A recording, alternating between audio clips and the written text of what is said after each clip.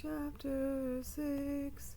Christ excuses his disciples. He cures upon the Sabbath day, chooses the 12 and makes a sermon to them. And it came to pass on the first Sabbath, that as he went through the cornfields, his disciples plucked the ears and did eat, rubbing them in their hands. And some of the Pharisees said to them, Why do you that which is not lawful on the Sabbath days? And Jesus answering them said, Have you not read so much as this? What David did when himself was hungry, and they were with him, how he went into the house of gold, and took and ate the bread of proposition, and gave to them that were with him, which is not lawful to eat, but only for the priests. And he said to them, The Son of Man is Lord also of the Sabbath. And it came to pass also on another Sabbath, that he entered into the synagogue and taught. And there was a man whose right hand was withered, and the scribes and Pharisees watched if he would heal on the Sabbath, that they might find an accusation against him. But he knew their thoughts, and said to the man who had the withered hand, Arise and stand forth in the midst. And rising he stood forth. Then Jesus said to him, I ask you if it be lawful on the Sabbath days to do good or to do evil, to save life or to destroy? And looking round about on them all, he said to the man, Stretch forth thy hand. And he stretched it forth, and his hand was restored. And they were filled with madness, and they talked one with another what they might do to Jesus. And it came to pass in those days that he went out into a mountain to pray.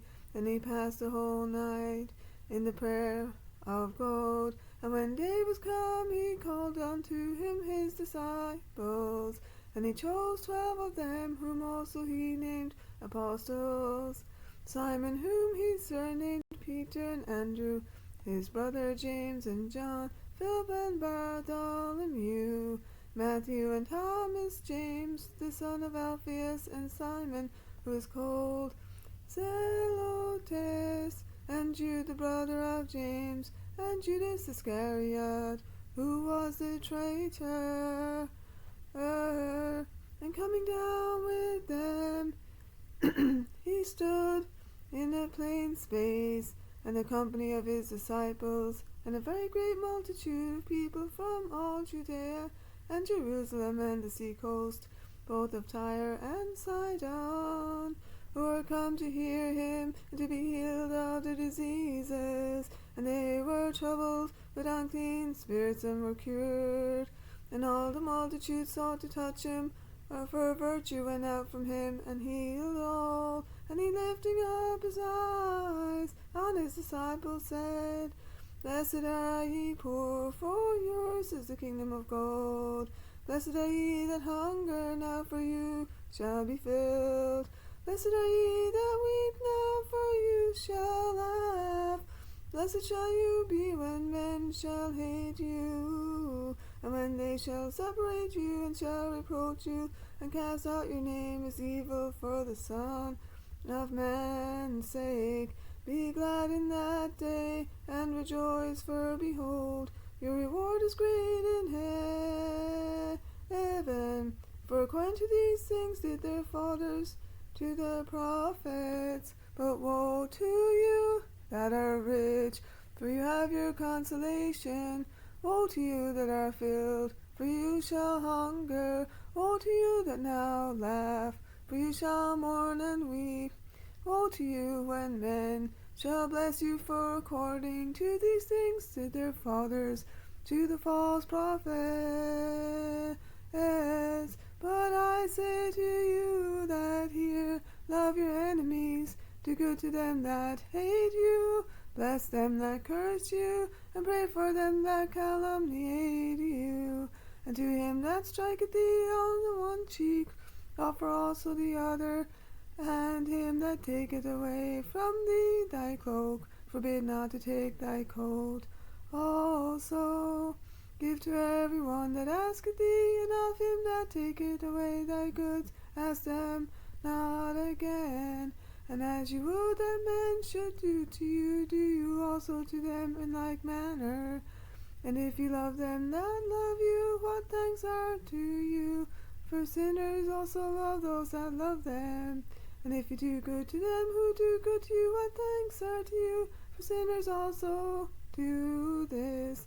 And if you lend to them of whom you hope to receive, what thanks are to you? For sinners also lend to sinners for to receive as much. But love ye your enemies, do good, and lend, hoping for nothing thereby, and your reward shall be great, and you shall be the sons of the highest. For he is kind to the unthankful and to the evil. Be therefore merciful, as your Father is also merciful. Judge not, and you shall not be judged. Condemn not, and you shall not be condemned. Forgive, and you shall be forgiven. Give, and it shall be given to you. Good measure, and pressed down, and shaken together, and running over shall they give into your bosom. For with the same measure that you shall meet withal, it shall be measured to you again. And he spoke also to them a similitude. Can the blind lead the blind? Do they not both fall into the ditch? The disciple is not above his master, but everyone shall be perfect if he be as his master. And why seest thou the mote in thy brother's eye, but the beam that is in thy own eye thou considered not? Or how canst thou say to thy brother, Brother, let me pull the mote out of thy eye, when thou thyself seest not the beam in thy own eye? Hypocrite, cast first the beam out of thy own eye, and then shalt thou see clearly to take out the mote from thy brother's eye. For there is no good tree that bringeth forth evil fruit, nor an evil tree that bringeth forth good fruit. For every tree is known by its fruit. For men do not gather figs from thorns, nor from a bramble bush do they gather the grape. A good man out of the good treasure of his heart bringeth forth that which is good, and an evil man out of the evil treasure bringeth forth that which is evil. For out of the abundance of the heart the mouth speaketh. And why call you me Lord, Lord, and do not the things which I say? Every one that cometh to me and heareth my words and doth them, I will show you to whom he is like. He is like a man building a house, who digged deep and laid the foundation upon a rock. And when a flood came, the stream beat vehemently upon that house, and it could not shake it, for it was founded on a rock. But he that heareth and doth not is like to a man building his house upon the earth, without a foundation, against which the stream beat vehemently, and immediately it fell, and the ruin of that house was great.